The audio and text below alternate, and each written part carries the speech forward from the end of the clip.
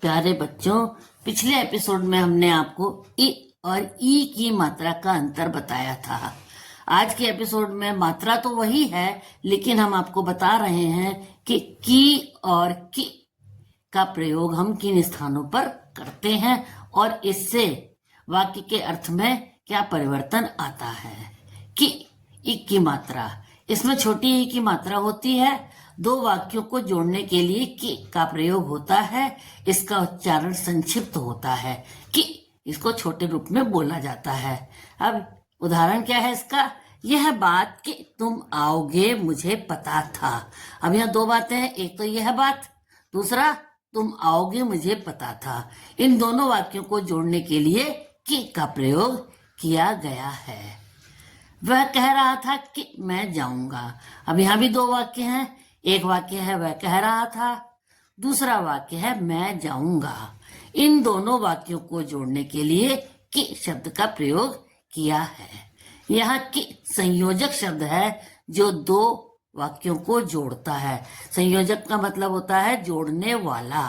तो कि शब्द जो है वो दो वाक्यों को जोड़ने वाला शब्द है, इसलिए की का प्रयोग इस दो वाक्यों को जोड़ने के लिए किया जाता है। की बड़ी ई की मात्रा, इसमें बड़ी ई की मात्रा होती है। इसका उच्चारण लंबाई खींच करके होता है, जैसे की। अब यहाँ पर सबसे पहले की करना क्रिया का भूतकाल होता है। इसका उच्चारण लंबा होता है, जैसे मोहन ने श्याम से लड़ाई की का मतलब करा, की लड़ाई कर चुका वो, तो कर चुका मतलब भूतकाल हो गया। इसलिए यहाँ पर की का प्रयोग हुआ है। मोहन ने श्याम से लड़ाई की। शीला ने पढ़ाई की, इसका मतलब शीला पढ़ाई कर चुकी। यहाँ पर की का प्रयोग भूतकाल के रूप में करना की क्रिया के लिए हुआ है। अब दूसरा क्या है? यहाँ की संबंध बोधक है, जो किसी का अधिकार या संबंध बताता है। यहाँ अधिकार प्रकट करने के लिए होता है, जैसे यह किताब मोहित की है, मतलब किताब पर मोहित का अधिकार है। राम की माता का नाम कौशल्या था। अब राम की माता, माता पर राम का अधिकार है, इसलिए यहाँ पर की शब्द का प्रयोग हुआ है।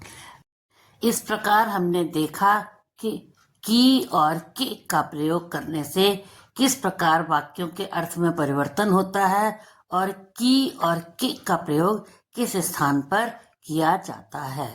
धन्यवाद। यदि आपको पसंद आया हो तो कृपया लाइक करें, शेयर करें और बेल आइकन को दबाना ना भूलें। अगले एपिसोड में हम आपको उ और ऊ की मात्रा का अंतर बताएंगे।